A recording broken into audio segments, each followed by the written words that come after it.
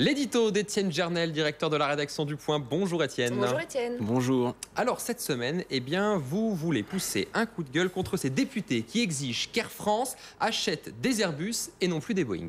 Et oui, il y a de quoi être consterné quand même par cette pétition initiée par Bernard Carayon et signée par près de 150 députés qui met en demeure d'Airbus d'acheter des Airbus pour sa prochaine commande de gros porteurs. D'autant qu'un ministre quand même a cédé à la même facilité démagogique en convoquant Pierre-Henri Gourgeon, le PG de la compagnie, dans son bureau. Alors tout ceci est sidérant. Pourquoi ? Parce que c'est le meilleur moyen de plomber Air France. Il n'y a que deux constructeurs importants dans le monde, Boeing et Airbus. Alors si on empêche Air France de choisir et de faire jouer la concurrence, évidemment, elle paiera ses avions beaucoup plus cher et donc on la pénalise. Alors aujourd'hui, Air France possède une flotte mixte. Il y a des Airbus principalement et des Boeing pour les longs courriers, notamment le 777.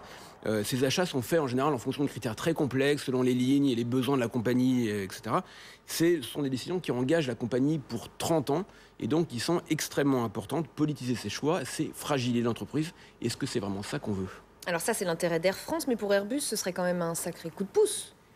Ponctuellement oui, parce que c'est une énorme commande, sans une centaine de gros porteurs, c'est probablement plus d'une quinzaine de milliards d'euros, en tout cas en prix catalogue, c'est important.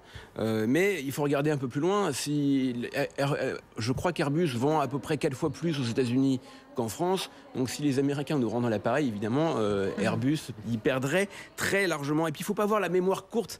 Dans les années 70, Airbus avait d'énormes difficultés financières et d'énormes difficultés commerciales. Et c'est une commande en 77 de la compagnie Eastern Airlines, une compagnie américaine, qui a sauvé Airbus à l'époque. Il ne faudrait pas l'oublier. Enfin, il faut voir que nos députés pétitionnaires, ils se trompent un peu de combat. Et peut-être qu'ils ne doivent pas connaître, ils ne savent pas que pour un Airbus, c'est pas aussi simple que ça. Il n'y a pas un Airbus acheté qui fait de l'emploi en France ou en Europe et un Boeing acheté qui fait de l'emploi aux États-Unis. C'est beaucoup plus entremêlé. Sur un Airbus, environ la moitié de la valeur vient des États-Unis, de zone dollar. Le train d'atterrissage de la 380, par exemple, qui est une pièce extrêmement chère, vient de Goodrich, qui est une société américaine. À l'inverse, Boeing fait travailler énormément de Français.